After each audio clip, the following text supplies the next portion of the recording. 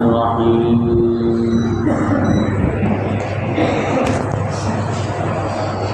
قال الله هذا يوم ينفع الصادقين صدقهم لهم جنات تجري من تحتها الأنهار خالدين فيها أبدا رضي الله عنهم ورضوا عنه ذلك الفوز العظيم لله ملك السماوات والأرض وما فيهن وهو على كل شيء قدير صدق الله العظيم. আল্লাহ তাআলা বলেন, এটা সেই দিন যেই দিন সত্যবাদীদের তাদের সততা উপকারে আসবে। তাদের জন্য রয়েছে জান্নাত, যার তলদেশ থেকে নহরসমূহ প্রবাহিত হয়, আর তারা তাতে সারা জীবন আজীবন বসবাস করবে। আল্লাহ তাআলা তাদের উপরে খুশি হয়ে গেছেন এবং তারাও আল্লাহর উপরে খুশি হয়েছেন। এটাই মহান সফলতা। আল্লাহ তাআলার জন্য রয়েছে রাজত্ব সকল আসমানসমূহের, সকল জমিনের এবং আসমান জমিনের মধ্যবর্তী সব কিছুর মালিকানা, এবং আল্লাহ তাআলাই সব বিষয়ের উপরে শক্তিশালী। প্রথম আয়াতে অনেক বিষয় সম্পর্কে আলোচনা করা হয়েছে। তাফসিরে নাবুলসিতে লেখে যে কিয়ামতের দিন মুসলমানের সততা তার উপকারে আসবে। সততা শুধু কিয়ামতে না, দুনিয়াতে উপকার আসবে আর আখিরাতে উপকারে আসবে। কোন সততা? যেই সততার মধ্যে বাক্য এবং কর্মের মিল থাকবে। মুখে সত্য কথা বলে, মুখে ভালো কথা বলে, কিন্তু কাজ করে উল্টা কাজ, অথবা কাজ করে উল্টা, কাজ করে সঠিক, কিন্তু মুখে মিথ্যা কথা তার সবসময় চলতে থাকে। ওই সততাই একমাত্র উপকারে আসবে যেই সততাটা কাজে এবং কর্মে দুটো ক্ষেত্রে থাকে। তাফসিরে নাবুলসিতে একটা দৃষ্টান্ত দেয়। একজন লোক তার মায়ের খুব সম্মান করে, আর মাকে বলছে, মা আমি বিয়ে করতেছি, আমি তোমাকে এখন যেমন সম্মান করি, এখন যেমন ভালোবাসি, বিয়ের পরেও তোমাকে ভালোবাসি। কিন্তু সে যখন বিয়ে করছে, তো বিয়ের পরে স্ত্রী তার মায়ের সাথে ঝগড়া করে বা তার মায়ের সাথে মনোমালিন্য হয়েছে। তো এখন এই লোক, এই ছেলেটা, সে তার স্ত্রীর কথাই শোনে, আর স্ত্রীর কথা শুনে মায়ের সাথে সে দুর্ব্যবহার, খারাপ ব্যবহার, বিভিন্নভাবে অনেক কিছু শুরু করছে। তো এখন এই যে ছেলেটা, যে একেবারে ছোটোবেলা থেকেই মাকে ভালোবাসে, মাকে সম্মান করে এবং ওয়াদাও করছে, আমি যদি বিয়ে করি বিয়ের পরেও তোমাকে সম্মান করব, কিন্তু বিয়ের পরে দেখা গেল তার কর্মটা উল্টা। তো একে কি আপনি সত্যবাদী বলবেন? সত্যবাদী সেই হবে যে তার কথায় এবং কাজে দোনো ক্ষেত্রে সে সত্যবাদী হবে, আর এই সত্য বা এই সততারই একমাত্র মূল্য আছে। এমনিভাবে অনেক মানুষ কাজে কর্মে অনেক সত্যবাদী। সে যখন নামাজ পড়ে খুব ভালো করে নামাজ পড়ে, যখন রোজা, হজ, যাকাত, মানুষকে দাওয়াত দেওয়া, সব কিছুতেই সে খুব ভালো কাজ করে, কিন্তু তার কাজে, তার কথায় সবসময় সততা প্রমাণিত হয় না। সে তার ছেলেকে সবসময় শিক্ষা দিছে যে নামাজ পড়তে হবে, সত্য কথা বলতে হবে, মানুষের সাথে ধোঁকাবাজি করা যাবে না, মানুষের সাথে চাঁদাবাজি করা যাবে না। তার মেয়েকে সবসময় শিক্ষা দিছে যে নামাজ পড়তে হবে, আল্লাহর হুকুম মানতে হবে, পর্দা করতে হবে, বেপর্দায় থাকা যাবে না। এটা সে মুখে সবসময় বলছে, আর নিজে কাজে কর্মেও ওইভাবেই চলে। কিন্তু দেখা গেল যে তার বাসায় একজন তার ভাতিজি আসলো, আর সে ভাতিজি পোশাক আশাকে ইসলামিক না, উলঙ্গ, অসভ্য এবং কথাবার্তা, মুখে আচার আচরণে গান বাজনা এগুলো নিয়েই সে থাকে। এখন এই বাবা তার ভাতিজিকে দেখে বলল যে মা তুমি কেমন আছো, অনেক আদর যত্ন, এবং কি করো, ইউনিভার্সিটিতে পড়ি। কোন ইউনিভার্সিটিতে? ঢাকা ইউনিভার্সিটি। ঢাকা ইউনিভার্সিটিতে চান্স পেয়েছো, অনেক তার সুনাম। ঢাকা ইউনিভার্সিটি তো পড়া তো সহজ বিষয় না, চান্স পাওয়া তো অনেক মুশকিল, তুমি তো অনেক বড় কিছু হয়েছো, তো অনেক সম্মান করছো। এখন এই বাবা একটা বেপরদা নারী, অসভ্য পোশাক পরা, তারপরে নামাজের ইহতেমাম নাই, কথাবার্তায় আচার আচরণে ঠিক নাই, একে যখন সম্মান করে তো তার মেয়েটা এই বাবার প্রতি কী ধারণা করবে? এই মেয়ের মধ্যে দ্বিধাদ্বন্দ্ব শুরু হয়ে যাবে, আসলে কোনটা সঠিক? আসলে কি পর্দা ছাড়া ইউনিভার্সিটিতে পড়া, গান বাজনা নিয়ে থাকা সঠিক, নাকি আমাকে যে সারাদিন নামাজ পড়তে বলে, সারাদিন পর্দা করতে বলে, এইটা সঠিক? এমনিভাবে একজন ইমাম সাহেব বা নামাজি মানুষ, খতিব সাহেব বা সবসময় দাওয়াত দেয়, নিজে কাজকর্ম ভালো করে, কিন্তু তার এখানে এলাকার একজন নেতা আসছে, আর এই নেতা চাঁদাবাজ সবাই জানে, এই নেতা ঘুষ খায় সবাই জানে, এই নেতা সুদ খায় সবাই জানে, এই নেতার চরিত্র ঠিক নেই সবাই জানে, কিন্তু এই ইমাম সাহেব বড়লোক মানুষ দেখে, নেতা মানুষ দেখে আজকে আমাদের মাঝে একজন আমাদের বিশিষ্ট ব্যক্তি, আমাদের মধ্যে সর্বোত্তম এক ব্যক্তি, আমাদের আদর্শ, আমাদের যাকে অনুসরণ করা দরকার, এরকম অনেক প্রশংসা করে যদি বলে আমাদের এলাকার অমুক নেতা আসছে। এখন এই যে ইমাম সাহেব বা খতিব সাহেব বা যিনি দাওয়াত দেয়, উনি যখন এই কথাগুলো বলবেন, তখন তার যে মুসল্লিরা বা তার যে শ্রোতারা, তারা এই ইমাম সাহেব সম্পর্কে কী ধারণা করবে? যে আসলে উনি যে নামাজ পড়ে, রোজা রাখে, সবসময় সুদ ঘুষ চাঁদার বিরুদ্ধে বলে, আসলে কি সেইটা সঠিক, নাকি চাঁদাবাজি করে যদি একজন বড়লোক হয়, মাস্তানি করে একজন যদি নেতা হয়, আর তার সম্মান করা, তাকে সম্মান করতে হবে, এটাই ভালো, কোনটা সঠিক? দ্বিধাদ্বন্দ্বে পড়ে যাবে। অর্থাৎ এই সততা একমাত্র সেই সততাই উপকার আসবে যেই সততা কাজেও হবে, কর্মেও হবে। কর্মেও সততা থাকবে আর কথায়ও সততা থাকবে। শুধু কথায় সততা, কর্মে সততা নাই, এর কোনো মূল্য নাই।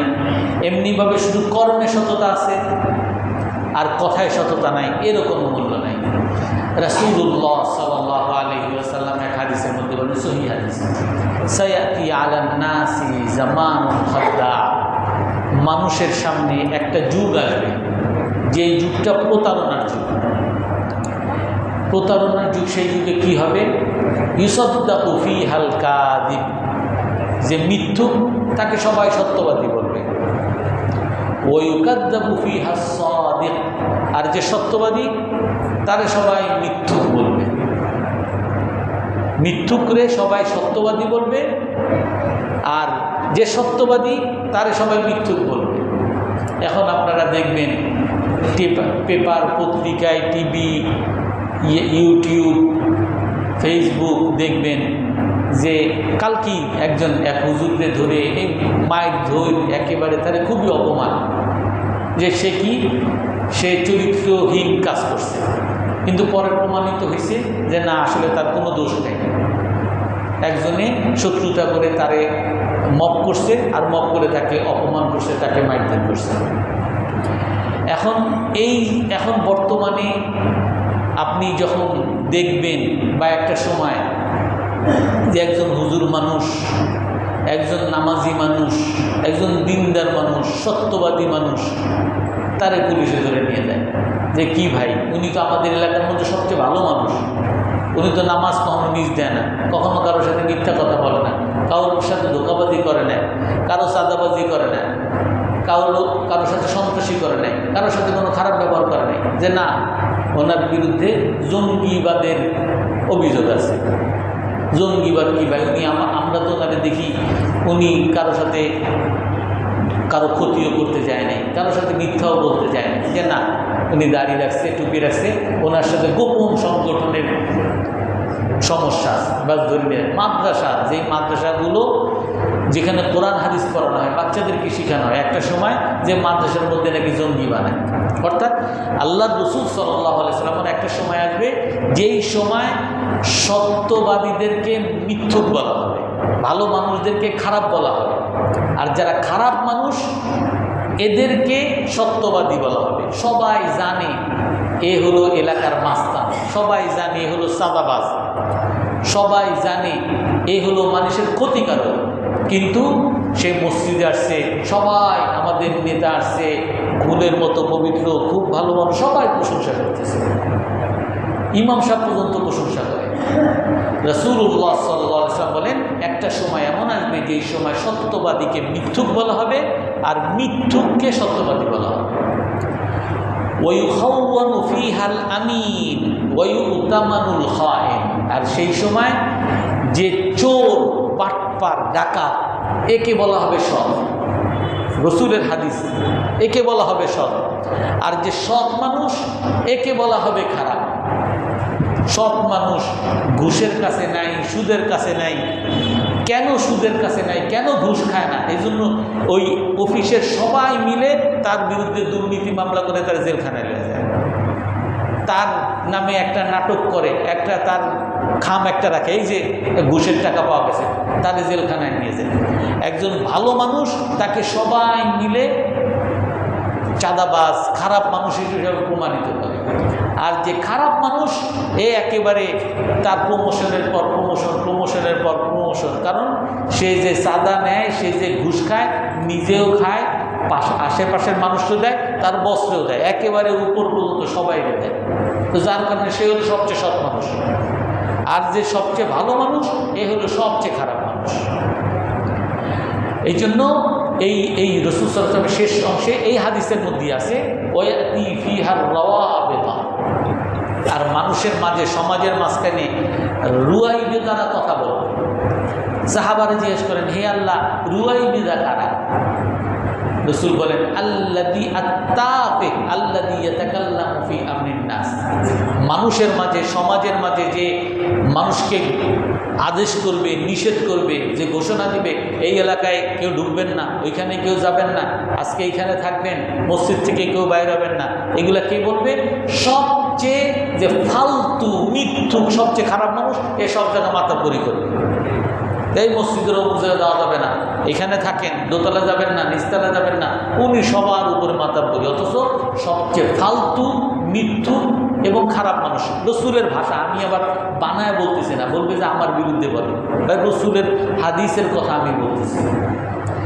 তো এই জন্য ওই সততাই একমাত্র উপকারী হবে, যেই সততাটা কাজেও থাকবে, কর্মেও থাকবে, যেই সততাটা আল্লাহকে খুশির জন্য হবে, যেই সততাটা একমাত্র আল্লাহর খুশির জন্য হবে, দুনিয়ার কোনো মানুষকে খুশির জন্য না।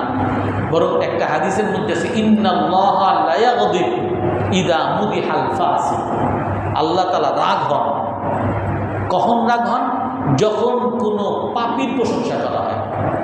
সবাই জানে চাঁদাবাজ, সবাই জানে এ দুর্নীতিবাজ, সবাই জানে এ ঘুষখোর, সবাই জানে সুদখোর, সবাই জানে এ একজন সমাজের মধ্যে নিকৃষ্ট মানুষ, আর এরে আমাদের নেতা, আমাকে অমুক অমুক তমুক জন প্রশংসা করা হয়, আল্লাহ তাআলা রাগ হন।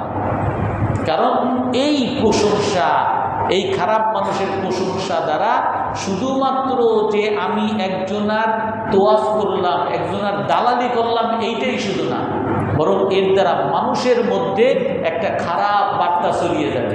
আসলে কোনটা সঠিক?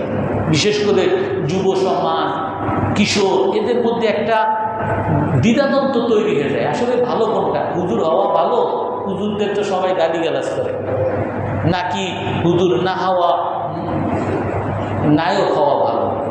আসলে কোনটা ভালো? নামাজি হওয়া ভালো নাকি বেনামাজি হওয়া ভালো? নামাজি হইলে তো জঙ্গি মামলা হয়, সন্ত্রাসী হয়, অমুক হয়, কোনটা ভালো? এগুলো পর্দায় চলা ভালো নাকি বেপর্দায় চলা ভালো? পর্দা চললে তো সবাই গ্রাম্য বলে, মডার্ন বলে না, সবাই বলে ব্যাকডেটে। আর একটু মডার্ন অসভ্য পোশাক করলে সবাই বলে অনেক সাহসী, অনেক মডার্ন, অনেক আধুনিক, অনেক অনেক কিছু জানে, শিক্ষিত। কোনটা ভালো? এই মানুষের মধ্যে দ্বিধাদ্বন্দ্ব তৈরি হয়ে যাবে। আল্লাহ তাআলা কি বলেন? লাহুম জান্নাতুন তাজরি মিন তাহতিহাল আনহারু খালিদিনা ফিহা। এই সত্যবাদীদের জন্য জান্নাত। যেই জান্নাত, কেমন জান্নাত? যেই জান্নাতের তলদেশ থেকে নহর প্রবাহিত হয়। এই যে কোনো জায়গায় জান্নাতের কথা সে নহর প্রবাহিত হয়। আপনারা এখন দেখবেন ইউটিউব বা ইন্টারনেটে দেখবেন যে সবচেয়ে সেরা পর্যটনের জায়গা, সবচেয়ে ভালো 5 স্টার হোটেল, 7 স্টার হোটেল কোনগুলা দেখবেন? কিছু কিছু হোটেল যেগুলো মালদ্বীপে আছে, পানির উপরে কিছু কটেজ বানাইছে। এই এক এক কটেজে থাকতে নাকি এক রাতেই নাকি থাকতে কয়েক লাখ টাকা লাগে। কেন? এটা পানির উপরে আছে। দুবাইতে একটা হোটেল আছে, যেই হোটেলে থাকতে এক রাতে থাকতে 20 লাখ না 30 লাখ টাকা লাগে। ওইটা কি? সুইমিং পুলটা এমনভাবে যে সুইমিং পুলের উপরে পুরো হোটেলটা হয়েছে, মানে পানির উপরে। এখন সবচেয়ে আধুনিক জিনিস হলো যেইটার নিচে পানি থাকবে, যেইটা আল্লাহ তাআলা কোরআনে কারীমের মধ্যে বলেন লাহুম জান্নাত, তাদের জন্য এমন জান্নাত থাকবে যে জান্নাতের নিচ থেকে নহর প্রবাহিত হবে। তাই খালিদিনা ফিহা আবাদা। এই জান্নাত নহর প্রবাহিত হয়। আপনি যত বড় লোকই হন, আপনার কোটিপতিও যদি হন, এই যে যেই হোটেলের ভাড়া এক রাতে 30 লাখ টাকা, 40 লাখ টাকা, কয় রাত আপনি থাকতে পারবেন? যত বড় লোক হন কয় রাত থাকতে পারবেন? থাকবেন 2-3, বেশি থেকে বেশি 4-5 দিন বা 1 মাস 2 মাসই থাকলেন, অনেক টাকার মালিক। আল্লাহ তাআলা কি বলেন? যে এমন জান্নাত, যেই জান্নাতের তলদেশ থেকে নহর প্রবাহিত হবে, এখানে 1-2 দিন থাকা না, খালিদিনা ফিহা আবাদা, আজীবন সেখানে বসবাস করবে। এই জান্নাত থেকে বাইরে হওয়া লাগবে, একবার ঢুকবে আর বের হওয়া লাগবে। এই জন্য এই জান্নাত আল্লাহ তাআলা কাদেরকে দিবেন? সত্যবাদীদেরকে দিবেন। আল্লাহ তাআলা কাদেরকে দিবেন? যারা আল্লাহর জন্য কাজ করে। এই জন্য দুনিয়ার, আমরা অনেক সময় বলি আমরা দুনিয়ার লাভ, আল্লাহ তাআলা আমাদেরকে দোয়া শিখেছেন, রব্বানা আতিনা ফিদ দুনিয়া হাসানা ওয়া ফিল আখিরাতি হাসানা, যে হে আল্লাহ দুনিয়াতেও আমারে সুখ দেন, আখিরাতেও আমারে সুখ দেন। আমরা যখন এই দোয়া করি দুনিয়া আখিরাতের সুখ পাওয়া যাবে, তখন আখিরাতের চিন্তাটাকে দুনিয়ার চিন্তাটা আগে চলে আসে, যে দুনিয়ায় একটা ভালো চাকরি, দুনিয়ায় একটা ভালো ব্যবসা, দুনিয়ায় একটা ভালো বউ, দুনিয়ায় একটা ভালো সম্মান, আখিরাত তো আসেই পরে, দুনিয়াটা চলে আসে। অথচ আল্লাহ তাআলা প্রতিটা ক্ষেত্রে যখনই কোনো জান্নাতের কথা বলছেন, যখনই কোনো সুখের কথা বলছেন, সফলতার কথা বলছেন, তখন সবার আগে আখিরাতকে আনছেন। কারণ আখিরাতের সফলতা এটাই হলো মূল সফলতা। আখিরাতের বিপরীতে যে দুনিয়ার সফলতা, আখিরাতের তুলনায় এটাকে সফলতা বলা চলে না। আপনি একজন দুনিয়ার মানুষ, অনেক বড় লোক, একেবারে কোটিপতি, আমেরিকার প্রেসিডেন্ট ধরলাম, অনেক বড় লোক, আপনার প্রতিদিনই 5 স্টার হোটেলে থাকেন, প্রতিদিনই ভালো ভালো খাবার খান, একেবারে দুনিয়ার সমস্ত ভোগ বিলাস আপনি ভোগ করেন।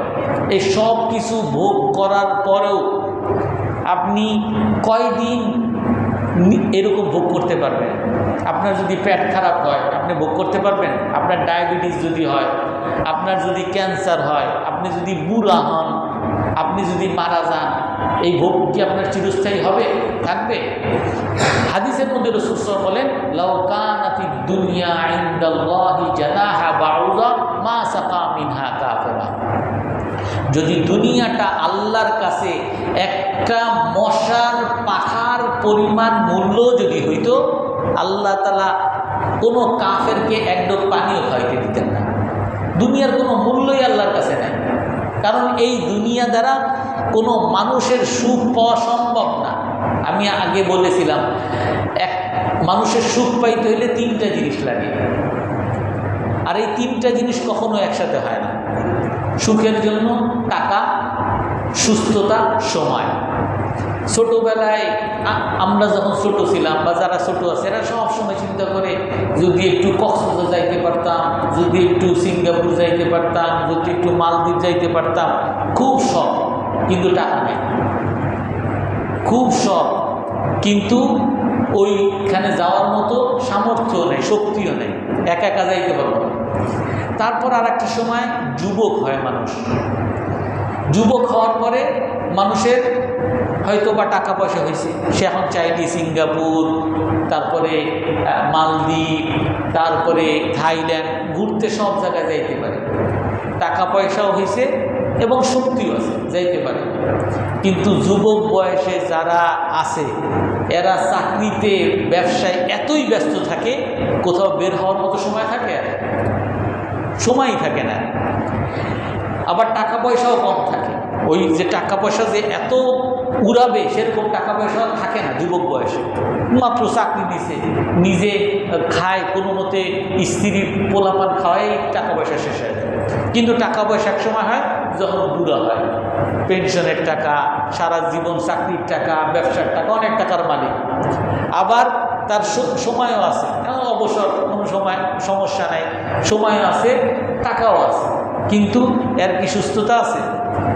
এরে যদি আপনি ইসে পাঠায় দেন, প্লেনে উঠে দেন যে আপনার এই সিঙ্গাপুর নিয়ে যাবে না, প্লেনে উঠলেই তো আমার হার্টবিট শুরু হয়ে যায়, আমার যে কোনো সময় আমি স্টপ করতে পারি। আমার বাসে উঠলেই তো আমার কোমর ব্যথা, আমি কোমর উঠলে বাসের ধাক্কায় আমার কোমর ভেঙে যাবে, আমি এত লম্বা জার্নি করতে পারবো না। আমার পেশাবের সমস্যা আছে, যে আমার ডায়াবেটিসের সমস্যা আছে, এত এত লম্বা সময় আমি বসে থাকতে পারবো না। এই জন্য দুনিয়া কি ভোগের জায়গা? কোনো মানুষ ভোগ করতে পারবে? কোনো মানুষের কাছে এরকম সময়, টাকা, সুস্থতা একত্রে আসবে না, আর ভোগও করতে পারবে না। এই জন্য যদি কেউ ভোগ করতে চায় তাহলে আখিরাত হলো ভোগের জায়গা। আর আখিরাতের এই জান্নাত আল্লাহ তাআলা কাকে দিবেন? যারা দুনিয়াতে সত্যবাদী হবে। আপনি যদি সত্যবাদী না হন, আল্লাহর কথা না মানেন, রসুলের কথা না মানেন, আল্লাহ কি জান্নাত দিবে? কোরআনে কারীমের মধ্যে আল্লাহ তাআলা বলেন, ওয়াকালুল হামদুলিল্লাহিল্লাযী সাদাকানা ওয়া'দাহু ওয়া আওরাসানাল আরদা নাতাবাওয়াউ মিনাল জান্নাতি হাইসু নাশা। মানুষ যখন জান্নাতে ঢুকবে তখন তারা বলবে আল্লাহর প্রশংসা। আল্লাহ তাআলা আল্লাহর ওয়াদা আমাদের সাথে সত্য করছে। আল্লাহ তাআলা যে বলছেন যে তোমরা আমার জন্য কষ্ট করো, আমার জন্য নামাজ পড়ো, আমার জন্য সুদ ছাড়ো, আমার জন্য ঘুষ ছাড়ো, আমার জন্য মানুষের গালিগালাজ সহ্য করো, আমার জন্য হুজুর হও, মানুষ তোমার বয়কট করুক, তাও তুমি মানো। এই যে কষ্ট আমি দুনিয়াতে করছি, আল্লাহ তাআলা এই ওয়াদাকে আমার সাথে সত্য প্রমাণিত করছে। মানুষ যখন জান্নাতে যাবে তখন বলবে আলহামদুলিল্লাহিল্লাযী সাদাকানা ওয়া'দাহু ওয়া আওরাসানাল আরদা। আর আমাকে আল্লাহ তাআলা জান্নাত দিয়েছেন, ওয়া আওরাসানাল আরদা, আমাকে জান্নাতে ঢুকাইছেন। নাতাবাওয়াউ মিনাল জান্নাতি হাইসু নাশা, আমি এখন জান্নাতের যেখানে চাই ওখানে ঘুরতে পারি। আমি যে জান্নাতে ঢুকছি এটা কি এমনি এমনি ঢুকে গেছি? বরং আমার বিরাট 60 বছরের একটা শ্রমের বিপরীতে আসছে। যেমন কথার কথা, একজন মানুষ অনেক, বাংলাদেশে অনেক বড় ডাক্তার, একেবারে প্রতি ভিজিটেই 2000 টাকা করে নেয়। প্রতিদিন ভিজিট সে প্রায় 60 জন রুগী দেখে, 100 জন রুগী দেখে, মানে প্রতিদিনই তার কয়েক লাখ টাকা ইনকাম। এরকম ঢাকা শহর অনেক ডাক্তার আছে না, আছে অনেক ডাক্তার। এই ডাক্তার, বুড়া ডাক্তার, সে এখন ঢাকা মেডিকেলে যায় আর বলে হ্যাঁ এই ঢাকা মেডিকেল, কত স্মৃতি আমার, সারা রাত এখানে পড়ছি, সারা দিন এখানে ক্লাস করছি, সারা দিন এখানে চেষ্টা করছি, আমি এই শুধু এই আমার যে রুম, এই রুমের মধ্যে লাগাতার 10 বছর পড়াশোনা করছি, কোনো এদিক ওদিক টাকাইতে পারিনি, কোনো প্রেম প্রীতি, বন্ধু বান্ধব, আত্মীয় স্বজন, কোনো মেহমান, কোনো জায়গায় যাইতে পারিনি, এত কষ্ট করছি। এই এত কষ্টের ফলে আজকে আমি বড় ডাক্তার হয়েছি। কি বলেন? নাকি আমি আর আপনি যারা, আমি যে রিক্সা চালাই, অনেকে রিক্সায় উঠলে রিক্সা চালাক বলে যে হুজুর আমি কিন্তু ছোটোবেলায় ফার্স্ট হইতাম, আমার সাথে যে পড়াশোনা করছে সে এখন ডিসি, সে এখন এসপি, আমি যদি পড়াশোনা করতাম আমি এরকম এসপি হইতাম। আমি তারে বললাম, ভাই আপনি পড়াশোনা করেন নাই কেন? করলে তো আপনিও এসপি হইতেন, আপনি কেউ পড়াশোনা করতে মানা করছেন? না, সেই সময় শয়তানি ধরছে। অর্থাৎ এই যে আফসুস করতেছে, আমি যদি পড়াশোনা করতাম আমি এসপি হইতাম, সে তার সময় মতো কাজ করে নাই, সময় মতো পড়াশোনা করে। আর যে এসপি হয়েছে, যে সারাদিন পড়াশোনা কইরা এখন সে একটা বড় পদমর্যাদায় গেছে, সে বলে যে আমি পড়াশোনার সময় এদিক দিক তাকাই নাই, কারোর সাথে বন্ধু বান্ধবের সাথে ঘুরি নাই, এইগুলো করার কারণে আমার হয়েছে। এইটাই জান্নাতবাসীরা এটা বলবে, আলহামদুলিল্লাহিল্লাযী সাদাকানা, আল্লাহর প্রশংসা যে আল্লাহ আমাদের সাথে ওয়াদা সত্য উপস্থাপন করছেন, যে আমরা দুনিয়াতে আমি হুজুর হইছি, মানুষের দুর্নাম কামাইছি, মানুষ আমার সমাজ থেকে বয়কট করছে, মানুষ আমারে ফকির বলছে, দরিদ্র বলছে, অসহায় বলছে, আমি আল্লাহকে খুশি করার জন্য, রসুলকে খুশি করার জন্য সমস্ত কষ্ট বরদাস্ত করছি। এই বরদাস্ত করার কারণে আল্লাহ তাআলা আজকে আমাকে জান্নাতের মালিক বানাইছে। এই জন্য এই যে জান্নাতের মালিক হওয়া, এই যে সফলতা, এই সফলতা কি ছোট সফলতা নাকি বড় সফলতা? এটাই আল্লাহ তাআলা বলেন, যালিকাল ফাওজুল আযীম, এই সফলতা হলো মহান সফলতা। আর আপনি দুনিয়ার এসপি হইলেন, ডিসি হইলেন, দুনিয়ার বড়লোক হইলেন, কোটিপতি হইলেন, এই সফলতা কি বড় সফলতা না ছোট সফলতা? কেন ছোট সফলতা? কারণ এর দ্বারা আপনি ভোগ করতে পারবেন না। তিনটা জিনিস কখনো আপনার সাথে এক হবে না, টাকা পয়সা, সুস্থতা, সময়। তিনটা জিনিস কোনো মানুষের জন্য পৃথিবীতে এক হবে না, এক সময় পাবে না। আর যার কারণে দুনিয়ার সুখ ভোগ করা কোনো মানুষের পক্ষেই সম্ভব।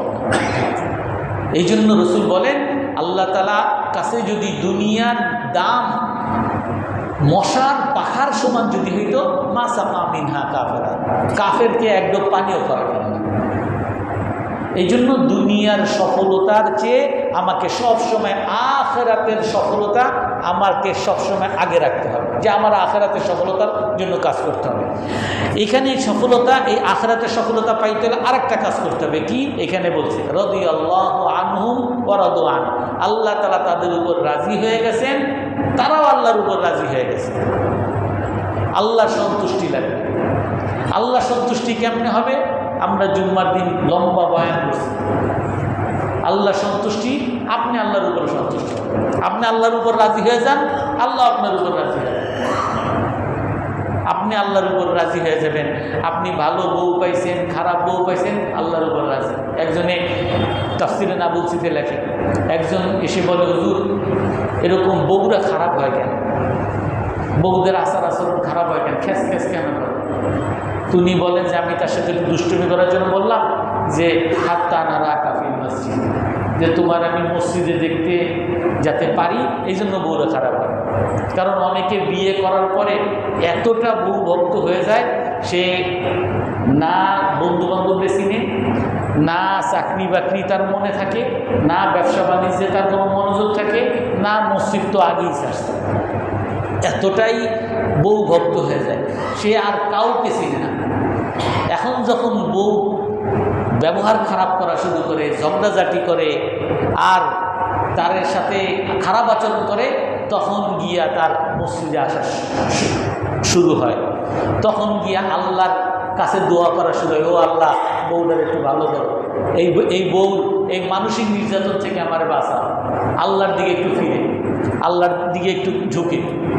এই জন্য আপনাকে সর্ব অবস্থায় আল্লাহর উপরে খুশি থাকবেন। বউ খারাপ হোক খুশি, ভালো হোক খুশি, চাকরি পান খুশি, চাকরি না পান খুশি, ব্যবসা ভালো হোক খুশি, ব্যবসা খারাপ হোক খুশি, সুস্থ থাকেন খুশি, অসুস্থ থাকেন খুশি, অন্ধ হন খুশি, সুস্থ থাকেন খুশি, বিকলাঙ্গ হন খুশি, বিকলাঙ্গ না হয়ে সুস্থ থাকেন তাও খুশি, সম্মানিত হন খুশি, ফকির হন খুশি, অসম্মানিত হন খুশি, আপনি ধনী হন তাও খুশি। সর্ব অবস্থায় আল্লাহর উপরে খুশি থাকতে হবে।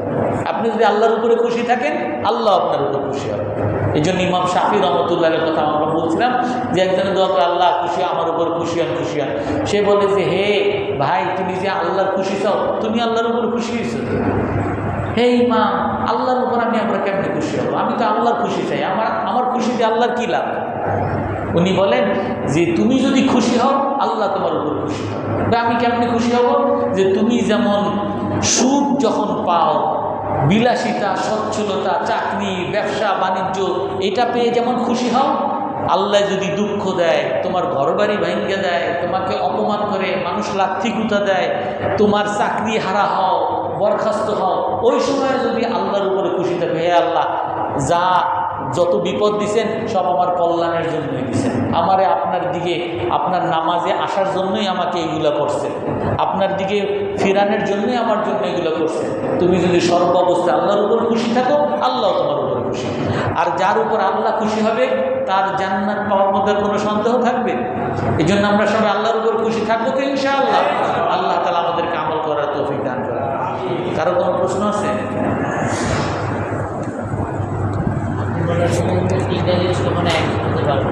সময়, টাকা আর সুস্থতা। কিন্তু অনেকজন মানুষ আছে যারা বিদেশে ঘুরতে যায় না,